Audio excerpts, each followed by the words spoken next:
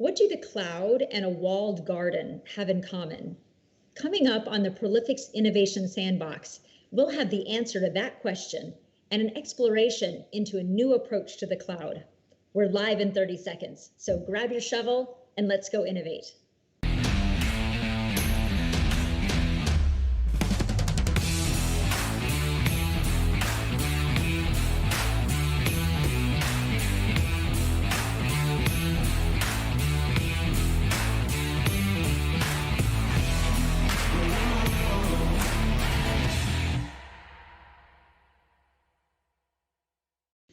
Hi, everyone, and welcome to the Prolific's Innovation Sandbox. I'm your host, Kirsten Kraft. Today, we're talking about a new way to think about the cloud. Brianna Frank, Director of Product Management for the IBM Cloud, she's with us here today to talk about this new approach.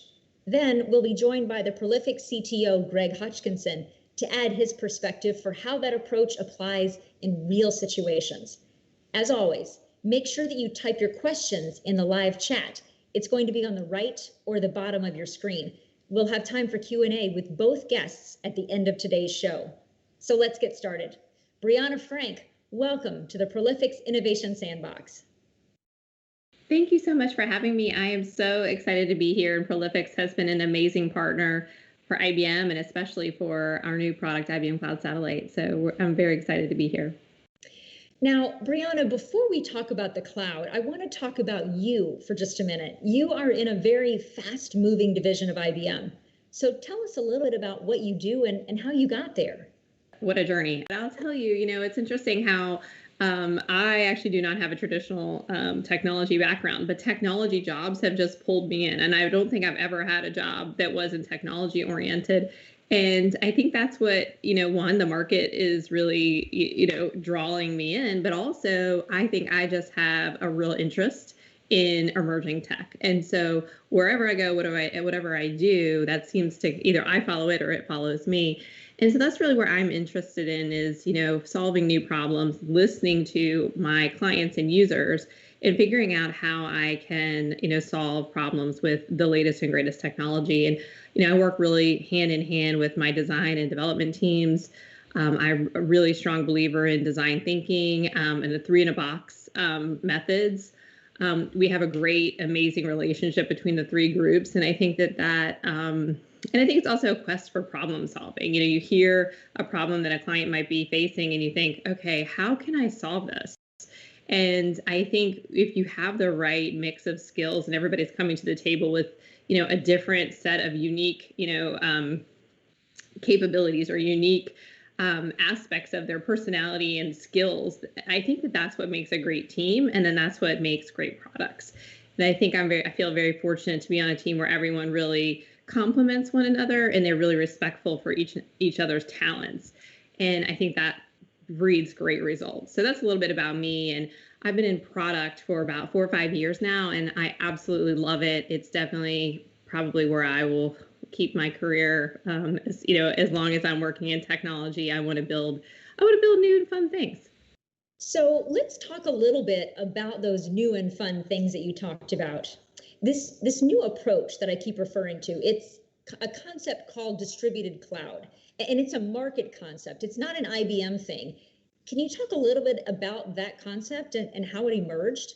Absolutely. The first time I heard it was actually Gartner. I think Gartner is really coined the term. And we really embraced it because I think it really is a great way to kind of encapsulates a lot of different, things that are happening. One is this concept of wanting to extend the cloud into an on-prem data center. And we see a lot of that, especially with our banking clients or in the financial services industries. There may be a reason due to compliance or regulation where you have to run that workload in an on-prem or in a specific country or location. And this concept of bringing the cloud into a on-prem location is one of the first client problems that we really wanted to tackle, and was one that came up over and over again. But distributed cloud really doesn't stop there. That's more of a hybrid use case if you kind of go with the Gartner definition. Then there's also this multi-cloud use case, which is like, okay, you've got some on-prem workloads, but what about I've got workloads in all these different clouds? A lot of our clients are already using 5 to 8 different clouds. So what happens then? Can you span lots of different public clouds? And so that's more of a multi-cloud use case. So if you can do both hybrid, multi-cloud, and then also edge, that's where distributed cloud comes in. And I think that that's really where we're seeing that our clients fall into that category of a mix. Like they want to be able to pick and choose. Maybe some workloads are on-prem, some are on the edge, and some are on other public clouds. And that's where we're finding is, really important for the clients that we speak to. Fascinating. Now, this cloud space, it just keeps on changing. It seems like every day it takes a new shape.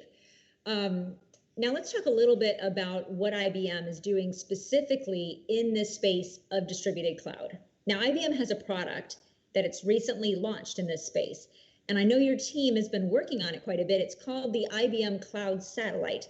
So can you tell us a little bit more specifically about that product? Absolutely. So we built out IBM Cloud Satellite. It's really an extension of the IBM Cloud. And so what we found is that our clients, we gave the on-prem example as one. Maybe you're a banking client and you have an incubation team inside of a bank or financial services company, and you're trying to build new apps every day, or you're trying to build new features for your clients. You want to consume cloud, but you don't want to have to, you don't want to have to install and manage and patch and upgrade all of the different software that goes into the services that you want to consume. You just want to consume as if it's in a public cloud, but you need it in a specific location. And so I think that is the concept. It's this concept of extending public cloud. And I think at first we thought it was really about Kubernetes, that people just wanted to be able to consume Kubernetes as a service. At IBM, our flavor of Kubernetes is OpenShift. But, we found out it's more than that. It's the IBM Cloud. It's all of the public cloud services that they want extended into all of these locations, whether it's on-prem, on the edge, or on other public clouds. And I think that's key. It's like having an easy consumption model so that users can just invent. They don't have to think so much and build and kind of start from scratch. And they're not having to worry about all of the operational tasks that come with keeping workloads updated. So I think that's really the key problem we were solving with IBM Cloud Satellite. And so essentially it is the IBM Cloud distributed in all of these different locations. Okay, now this may sound like a silly question, but just to clarify, can you run non-IBM workloads on the IBM Cloud Satellite? Absolutely. And so, IBM Cloud, any of the software that we have at IBM, or even custom software, your own software, can run on OpenShift, in any of the IBM Cloud Satellite locations. So it's essentially a platform that allows you to run as we could run that service as a service for you, but then you can add on, software either from the IBM Cloud catalog or from your own custom catalog. Or, I think what we're seeing a lot that's happening is having this consistent platform across all these locations really lends itself very nicely to automation. So there might be custom automation that you want to have across all these locations that you can now have time to implement because everything is being managed in a consistent way. So those are some of the things that we're seeing emerge in a operational model like this. So just one more question before we bring Greg on. How do you see companies actually using the IBM Cloud Satellite product? Or is it so new out there that no one's actually using it yet? In that case, what would you see as an ideal use case for it?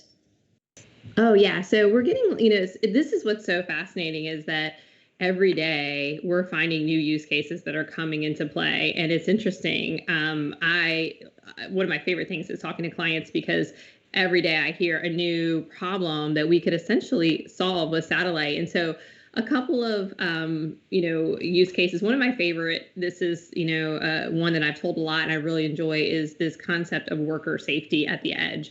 And so we built an app. It's a very, standard application where you have a satellite location at the office building edge. And essentially the satellite location runs OpenShift as a service, but also some video analytics software, some device application software, which allows you to control all the video cameras in a building and analyze the data. And that application can then see if you're walking into a construction area and you're not wearing a hard hat. And why that's really interesting is that you want to be able to compute all of that data at the edge. You don't want to have to wait for it to go all the way back to a public cloud to be processed. you want all of those all that compute to happen right at the edge. And you don't want to have any latency, because if you warn someone too late, they could essentially get hurt. And that's really not what you're after. So we've done some partnerships with Lumen in particular around fiber, which makes the latency near zero. And so you can do all of the analytics at the edge, and you can, introduce near zero latency. And then what my favorite part about the whole thing is that what is happening is you're able to consume cloud native best practices. So let's say that the use case needs to change suddenly. And in our case, it changed because of COVID. So, here we are in our home offices, but, we had to change because now it's not, about hard hats, it's about masks. Are you wearing the mask correctly? And it's also about thermal devices. Maybe you need to hook up thermal devices to take temperatures. So we're able to change that use case in a matter of days instead of months or longer, because we're not having to start from scratch. We're not having to manually install all of this software and manage it. We're just consuming cloud as it's meant to be consumed in a very cloud native way, but at the edge. So those are one of my favorites, but there's so many different use cases I hear every day, and I learn something new every single day from my clients. And I think that's what makes it the most rewarding, is to hear these problems and say, I think we might be able to solve that. That's probably my favorite part about the job. Wow, I love that safety use case of using the satellite for edge computing, because as we all know, the edge is really the next iteration of where we're all heading. Now we're going to pivot to the second half of our show. Let's recap. So far, we've learned about this new category of distributed cloud. And we've also learned a little bit about the IBM Cloud Satellite product that enables that type of distributed cloud architecture. So now let's bring in Greg Hodgkinson, our CTO at Prolifics, so we can talk a little bit more specifically about how this approach would work in real live situations with real live teams. Greg, welcome to the Sandbox. Thanks very much, Kirsten, and great to be here with Brianna as well. Well, obviously, Greg, you're no stranger to the Sandbox. It's great to have you on as a guest. So, Greg, let's start with what the audience has been waiting to hear about. This idea of a walled garden as it relates to the cloud. Now, I do want to make sure I give credit where credit is due. You came up with this comparison, and I know it's related to flexibility. So tell us a little bit more about what you're thinking when you came up with that. Yeah, so it almost immediately struck me. I mean, so I haven't come up with the term walled garden that's generally used out there, but what it's normally meant to describe is a closed ecosystem. We all know a garden's a great place to be. Who doesn't love experiencing and hanging out in a garden? But a walled garden kind of brings this idea of being trapped or limited in some way.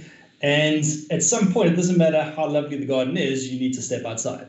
So the concept of the walled garden has often been used to describe some of the big software players, to mention Apple and Google.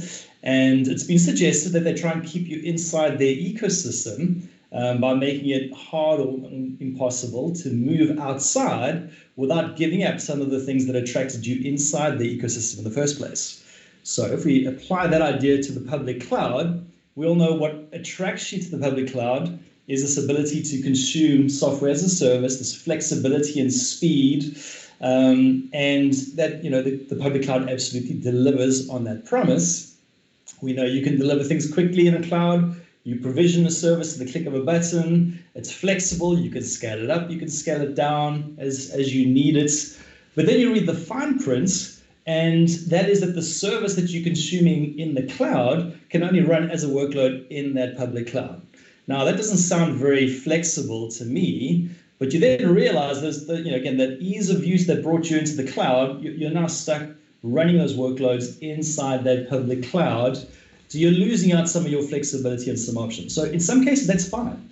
There are classes of application that are okay with running inside that walled garden, but for most significant, I'd say, enterprise software that's being built out there, and you heard some of those examples that Brianna was speaking about, the consuming the service inside the walled garden, that you don't want to be giving up the option of true flexibility, which is, again, running that service wherever you want to.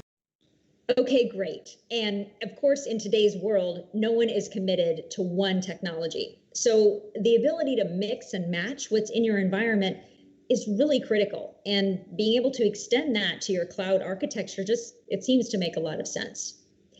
Now, I do have a little bit of a technical question for you, Greg. Clouds, when I think of the cloud, I typically think of a cloud running as a service. So can you talk a little bit about what that means, especially in this context of a cloud satellite type of technology?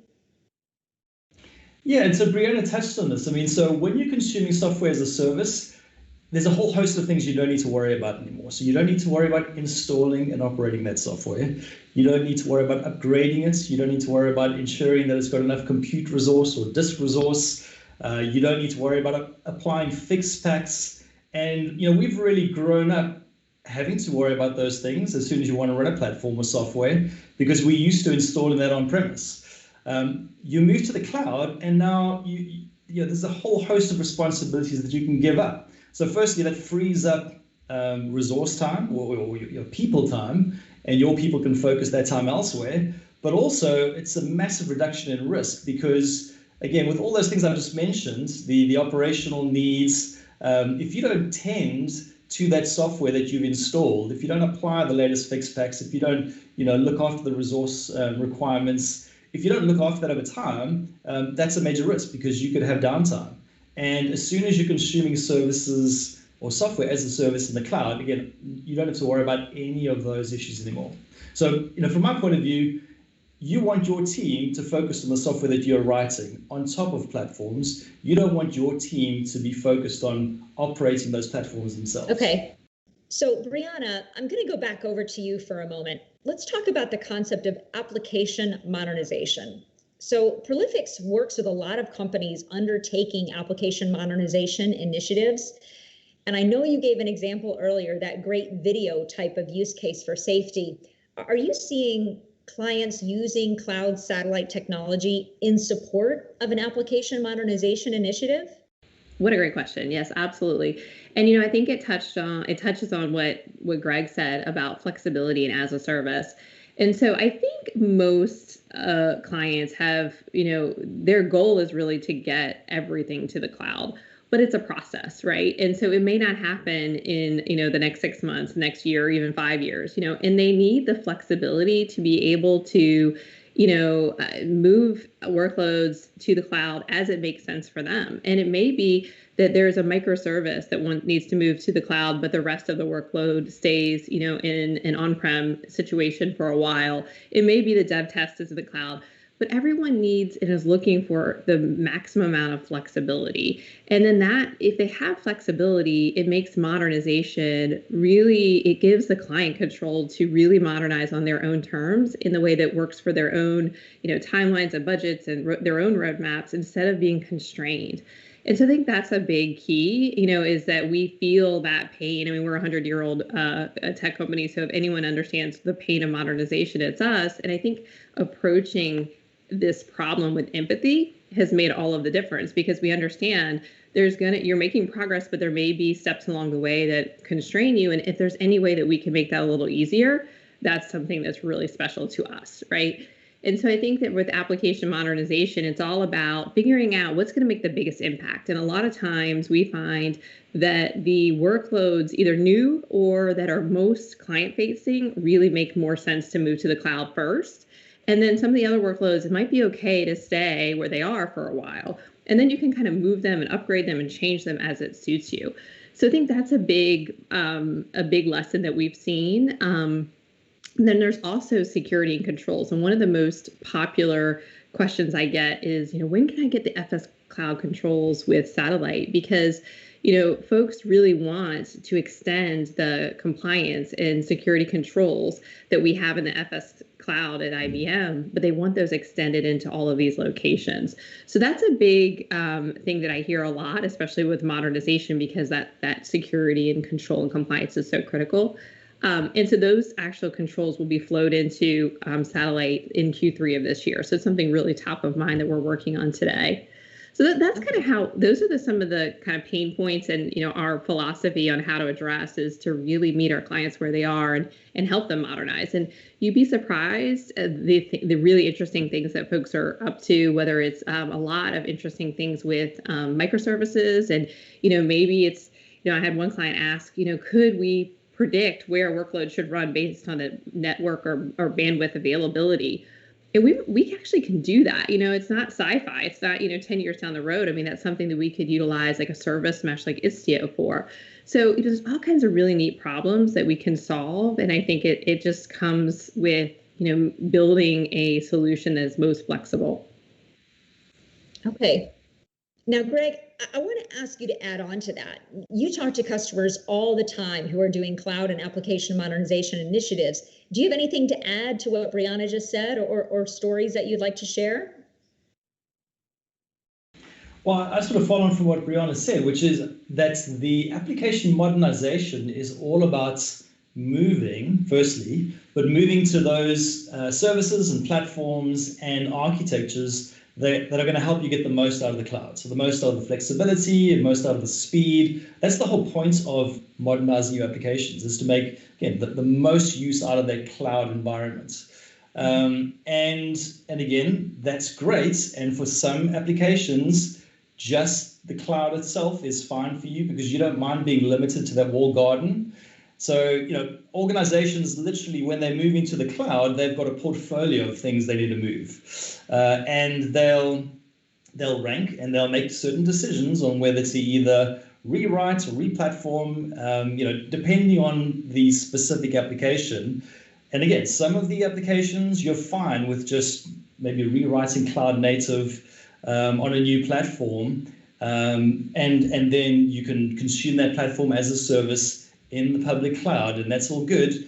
But as soon as you start talking about more kind of enterprise scale applications, more interesting use cases, where the data is incredibly relevant and data is a key part of why I'm excited about the solution, then you don't want the decision to consume your platforms, your services, and the architectures of the cloud as a service. You don't want that to force you to run your software in a specific location. You want to keep that flexibility. That's exactly what Cloud Satellites bring. Okay, great. Now, finally, I know that IBM, they really aren't the only player in this space. They're not the only option for this kind of technology. I'm not going to put Brianna in the awkward spot to talk about her competition, but I will ask Greg. Greg, how does the IBM Cloud Satellite product compare to other similar options out there? Now, I know I'm setting you up being that Brianna's right here, but why don't you take a stab at that? I would absolutely be, very polite with Brianna, but we should obviously say that other brands do exist. Every other major cloud provider is getting into the space, the whole distributed cloud space. I would say that there's two main reasons that is making the IBM solution very compelling. The first is that it's a solution that only requires you it's not locked into a specific class of infrastructure. It's pretty much commodity hardware that you can use because it's a software-only solution. Cloud Satellite gets laid down on your infrastructure as a location. You plug that into a location, and you don't need to buy specific hardware from IBM.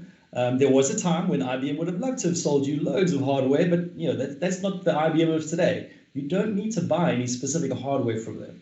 They're not even forcing you to buy a specific class of hardware from some set of hardware vendors that they've given their blessing to. It's literally commoditized hardware that probably already exists in your data center that you can repurpose, plug into Cloud Satellites, and you start getting all of these benefits of as a service in your infrastructure wherever you want. I think that's one of the key reasons I find it compelling. The other one is that if you look at the set of services that can be laid out on top of Cloud Satellites, Brianna's mentioned a few of those. I'm just going to talk about three. OpenShift, first of all. I mean, with OpenShift, you have got the world-class leading container platform. And who isn't moving their applications to run as a set of containers nowadays? So OpenShift is incredibly relevant to most organizations' future platform needs. With Cloud Satellite, what you're getting is the ability to take OpenShift, consume it as a service wherever you want to. So that could be in your data center. Again, OpenShift itself, you could today get a whole bunch of machines, format them, set up a cluster. You're going to then need some dedicated OpenShift administrators that are going to do that installation, that are going to tend to the cluster for you, that are going to go plug in nodes, look after the infrastructure, upgrades, fix packs, all of those things we've said we don't like doing anymore. So the other option is Cloud Satellite. You now have OpenShift as a service that you basically click, provision anywhere you want to, on-premise, at the edge. So that opens up massive possibilities. So if I just stop there, that should be reason enough. But then you add on the cloud packs with their specialized workloads, for automation, data, integration, security. This is the future platform for consuming those more kind of business focused platforms. And then lastly, what we're finding is, Brianna mentioned this very briefly as well, the whole banking grade security that you get with the FS Cloud, to be able to consume that as a service wherever you want to it's just quite incredible. So I think if you put those two key things together, the ability to use pretty much any hardware with just a software footprint, as well as all of the services that this allows you to lay out on that infrastructure, then it starts adding up to pretty compelling solutions. All right, guys, with that, I'm getting the wrap signal. So we need to move on to Q&A.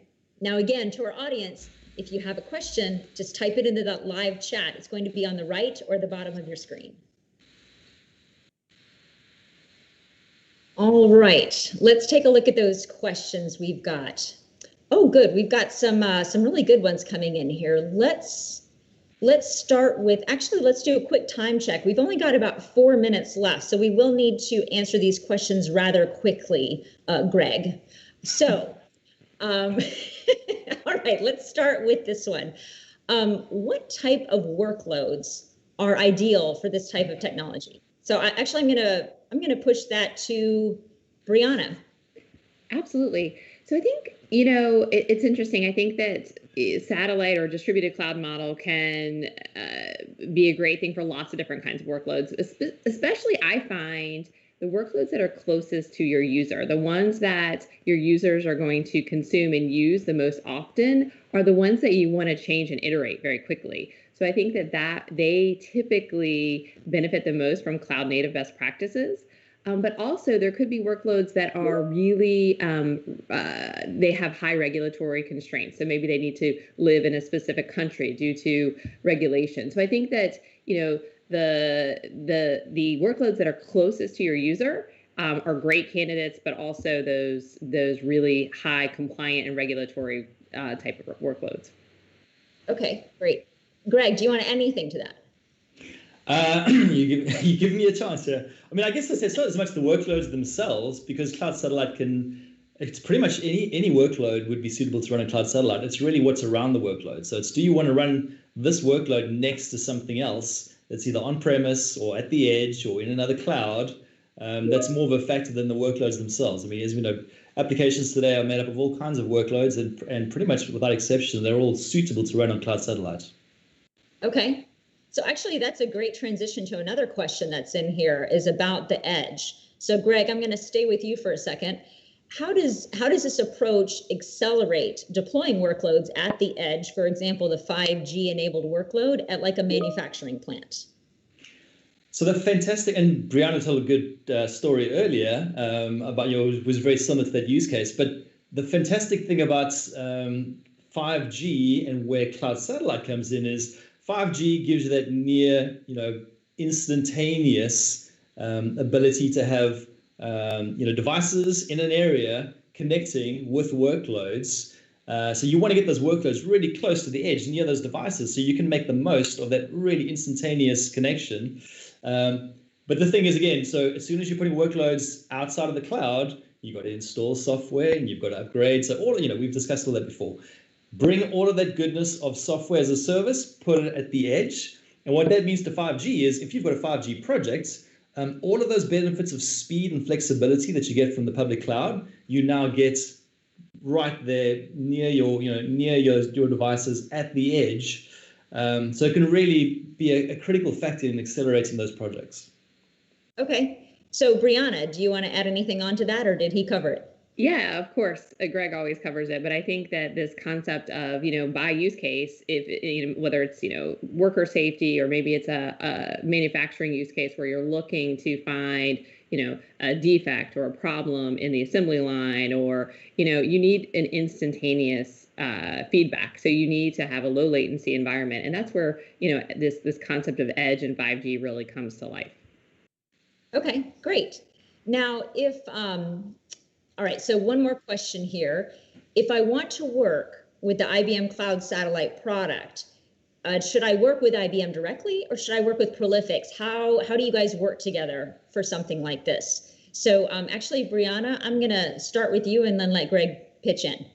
Yeah, I mean, Prolifics is such an amazing partner of ours. So, a lot of our customers come to Prolifics and, get everything they need, and I think that that's wonderful. And, having experts that really understand how these technologies work and how they come together is fantastic. So, of course, you can go to IBM, but I think, using a partner like Prolifics is really fantastic because you can get that, expertise that Prolific provides.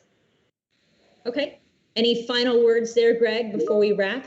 Yes, I'll try and keep it brief. I mean, what you're getting with IBM as a vendor, what we have in common, I guess, is we're both trying to help our clients on the app modernization journey. So that's definitely our point of commonality. Our slightly different focus is obviously we're coming in as systems integrators, and as a systems integrator, we can bring to bear expertise. Cloud Satellite's going to be one component of a larger solution that may involve other clouds, that may involve other technologies. And as a systems integrator, we can bring to bear the skills required to bring all those things together in the solution.